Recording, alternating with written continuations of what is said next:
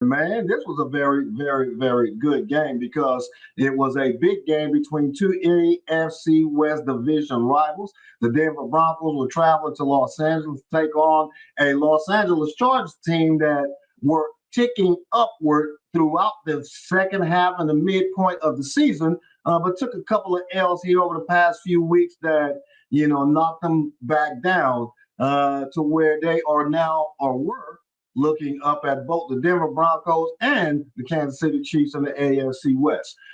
Going into this game, I believe that Sean Payton had a game plan that was not only going to keep this Los Angeles Chargers offense off of the field, but was going to allow his young rookie quarterback, Bo Nix, an opportunity to not only exploit pockets in that Chargers defense, because we know we got Mack and Bosa on opposite sides, but there are gaps in the back seven. And James can be everywhere in the backfield. My question to you is, how surprised were you as to how effective the Chargers offense was in the second half after starting slow, and they were able to shut down a Denver offense that had first half success, but couldn't do anything in the second half, which led to that Chargers victory? Hey, I would tell you I wasn't surprised because that's what good coaching come into play. Good coaches know how to go in at halftime and make the necessary adjustments based off, looking at tape. That's why they pay all these guys all this money. So watching that first half of the game, like you said, that first half of the game, it was dominated by the Denver Broncos.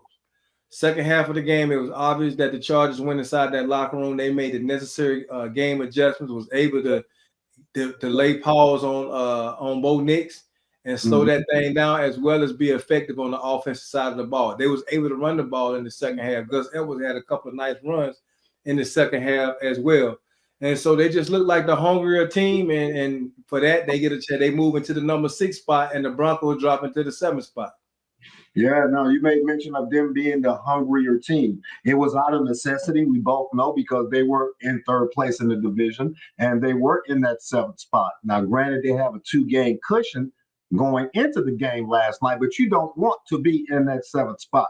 You don't want to have to travel to Buffalo, because that is most likely where number 7 is going to go. If Kansas City is able to lock up the number 1 seed here in the next couple of weeks, number 7 is going to Buffalo. You don't want to go to Orchard Park on any weekend in January, let alone having to deal with that cold weather, even if you are a cold weather team.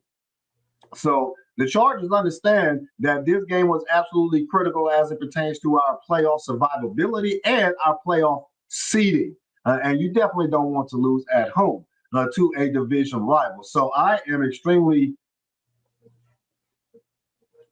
optimistic would be the word that I would use as to how far the Chargers can go this postseason if they are in fact going to make it to the playoffs. Because Jim Harbaugh, we all know, is a proven winner as a head coach.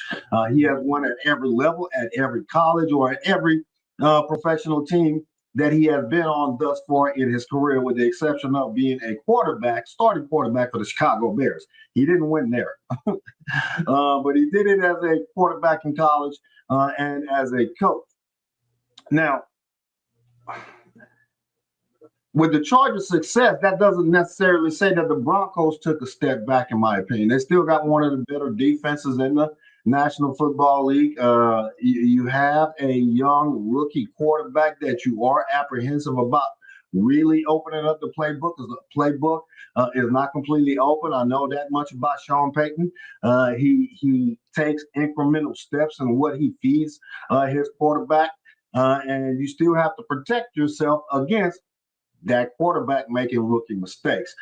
So I kind of flipped my thinking that this game was going to decide whether or not both of these two teams could pull up an upset in Wild Card Weekend. With the way that the Chargers came back in the second half last night, it showed me that they have grit, they have determination, and they are not the 2020 to 2023 Staley Chargers. These are a new bunch of Chargers to find the will to find a way to win a game that you know is critical. And like I mentioned a couple of minutes ago, if Denver stays in the 7th position, they're going to go up to Orchard Park and they're going to lose. If the Chargers are in the 6th position, they could go up to Pittsburgh or to Baltimore and definitely make it competitive, 1. And 2, this could be a toss-up game depending on which of those 2 teams that they are going in as the 6th seed to play, depending on which one of those 2 teams win the AFC North. So I'm looking forward to see how both of these 2 teams move forward. But I don't think that the Chargers will lose the positioning that they have gained here over the past night.